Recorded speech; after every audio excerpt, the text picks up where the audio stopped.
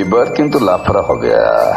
বলে রাখছি, দোলের দিনে তোমায় ধরে চান করাবো পলাশ বনের আবির কিনে। যা খুশি তাই তোমরা আমায় পাগল কিংবা মাতাল ভাবো। মহুয়া গাছের তলায় বসে উদ্যম ঠেসে হারিয়া খাবো। এক একজনকে দেখে বলবো, আরে কোথায় যাচ্ছ, দাঁড়াও না ভাই, তোমার অমন আলতা গালে আলতো একটু আবির মাখাই। দু এক ফোঁটা রঙের ছিটে, দু তিন রেখা মিষ্টি আবির, তুমি তখন হয়ে উঠবে সমস্ত রং এই পৃথিবীর। বমকে গিয়ে হয়তো বলবে, এ কি করেন, ছিছি, না না। তখন আমি হারে রে রে ঝাঁপিয়ে পড়বে বর্গিহানা।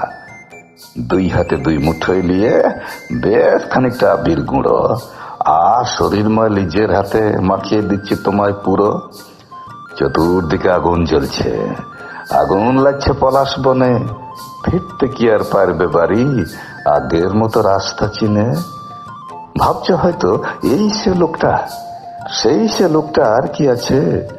এই বসন্তে মাথাটা ওর একেবারে বিগড়ে গেছে। শান্ত লোকটা হলোটা কি খেয়েছে এমন মাতাল, বুনো হওয়ার মতো এখন এক করে দেয় আকাশ পাতাল। তবুও দেখো কাঁপছে কেমন, কাঁপছে কেনে, কিসের জ্বরে। ছাড়তে হবে তাই তো লোকটা অমন করে জড়িয়ে ধরে। এতদিন তো ছেলেই না প্রায়, এবারে আর কোথায় যাবে? মা কি কসম, এই বসন্তে এবার কিন্তু লাফড়া হবে। এবার কিন্তু লাফড়া হবে।